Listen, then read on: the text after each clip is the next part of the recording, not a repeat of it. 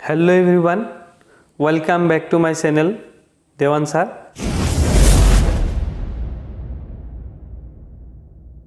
আজি মই আপোনালোকৰ কাৰণে এটা বিশেষ ভিডিও লৈ উপস্থিত হৈছো। এই বিশেষ ভিডিওৰ জৰিয়তে মই আপোনালোকক এসএসসি সিলেবাস সম্পৰ্কে এটা ইনফৰমেশন দিবলৈ চেষ্টা কৰি আছো।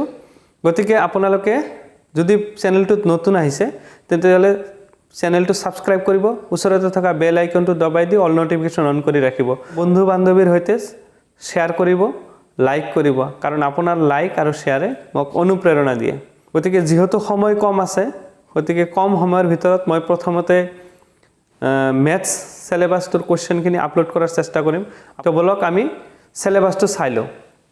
আজি আমি এসএসসি কনস্টেবল জিডি সিলেবাস 2022 ৰ বিষয়ে আলোচনা কৰিবলৈ যত্ন কৰিছো। So computer-based examination, the computer-based examination will be consist of one objective type paper containing 80 questions carrying 2 marks each with the following composition. So আমাৰ ইয়াত কি কৈছে যে 80টা কোৱেশ্চন হ'ব আৰু প্ৰতিটো কোৱেশ্চনত 2 নম্বৰ কৰি থাকিব আৰু সময় হৈছে 60 মিনিট। কোৱেশ্চন থাকিব 80টা। গতিকে আপোনালোকে সিনচিয়াৰ হ'ব লাগিব। 80টা কোৱেশ্চন আপুনি 60 মিনিটত কৰিব লাগিব।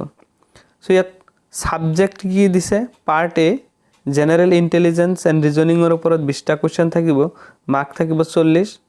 Part B general knowledge and general awareness এর উপর কোশ্চেন থাকিব 20টা, মার্ক থাকিব 40।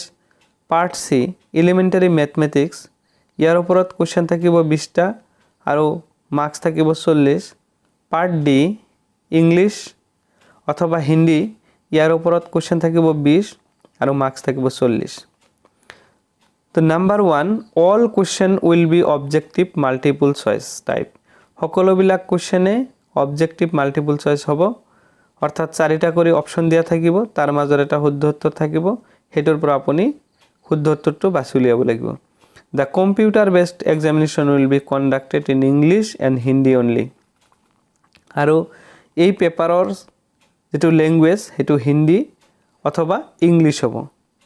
There will be negative marking of 0.50 marks for each wrong answer। আৰু answer ভুল হলে অর্থাৎ আপনার উত্তর ভুল হলে 0.50 marks মাইনাস হ'ব, অর্থাৎ দুটা কোশ্চেন ভুল হলে আপনার 1 নম্বৰ কৰি মাইনাস হ'ব। Candidates are therefore advised to keep this in mind while answering the questions। গতিকে কোশ্চেনৰ এনসাৰ কৰাৰ সময়ত আপুনি সিনচিয়াৰ হ'ব লাগিব, অৰ্থাৎ ভুল উত্তৰবিলাক আপুনি কৰিব নালাগিব। The questions in the computer based examination will be matriculation level আৰু কোশ্চেনখিনি হ'ব matriculation level, অর্থাৎ HSLC level হ'ব। The syllabus for the examination will be as follows। আৰু ইয়াৰ সিলেবাসখিনি এনেকুৱা ধৰণৰ: General intelligence and reasonings, analytical aptitude and ability to observe and distinguish patterns will be tested through questions principally of non-verbal type. This component may include questions on analogies, similarities and differences, spatial visualization, spatial orientation, visual memory, discrimination, observation, relationship, concept, arithmetical, reasoning and figural classification, arithmetic number series, non-verbal series, coding and decoding. General knowledge and general awareness or questions in this component will be aimed at testing the candidate's general knowledge of the environment around him.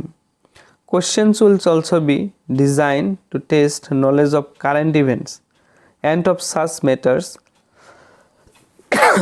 of everyday observation and experience.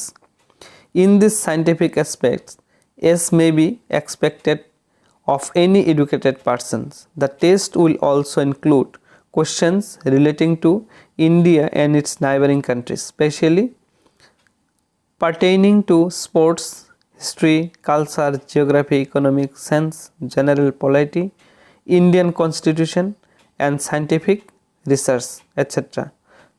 তো আপোনালোকে বুজিব পাৰিলে যে কোশ্চেনখিনি কেনেকুৱা ধৰণৰ হ'ব, যে general knowledge অৰ্থাৎ বিগত দিনত হৈ যোৱা ইম্পৰ্টেণ্ট ঘটনাৰাজিৰ ওপৰত হ'ব আৰু এইটো sports history culture geography economics general polity Indian কনষ্টিটিউশ্যনৰ ওপৰতে হ'ব সাইণ্টিফিক ৰিচাৰ্চৰ ওপৰতে হ'ব লগতে আমাৰ দৈনন্দিন জীৱনত অৰ্থাৎ ইতিমধ্যে ঘটি থকা ঘটনাৰ ৰাজিৰ ওপৰত বেছ কৰিও কোৱেশ্চন হ'ব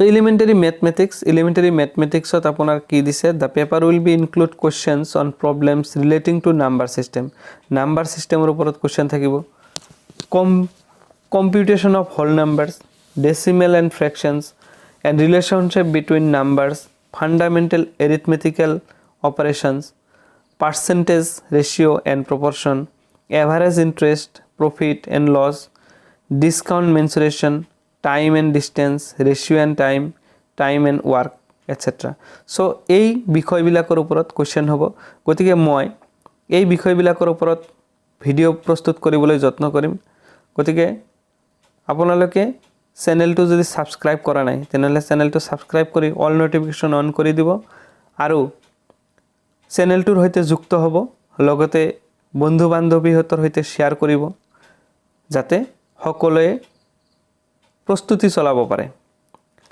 তো এইবাৰ আৰু এটা বিষয় আছে এটো হৈছে ইংলিশ অথবা হিন্দী যা আপুনি ইয়াৰ যিকোনো এটা ল'ব পাৰে সো এই চেনেলটোৰ জৰিয়তে মই ইংলিশ গ্ৰামাৰৰ বিষয়সমূহ কভাৰ কৰিবলৈ যত্ন কৰিম গতিকে আশা কৰো আপোনালোকে চেনেলটো সাবস্ক্ৰাইব কৰিব কাকতে থকা বেল আইকনটো দবাই দি অল নটিফিকেশন অন কৰি ৰাখিব সো আজিৰ সিলেবাসটো ইমানেই থ্যাংক ইউ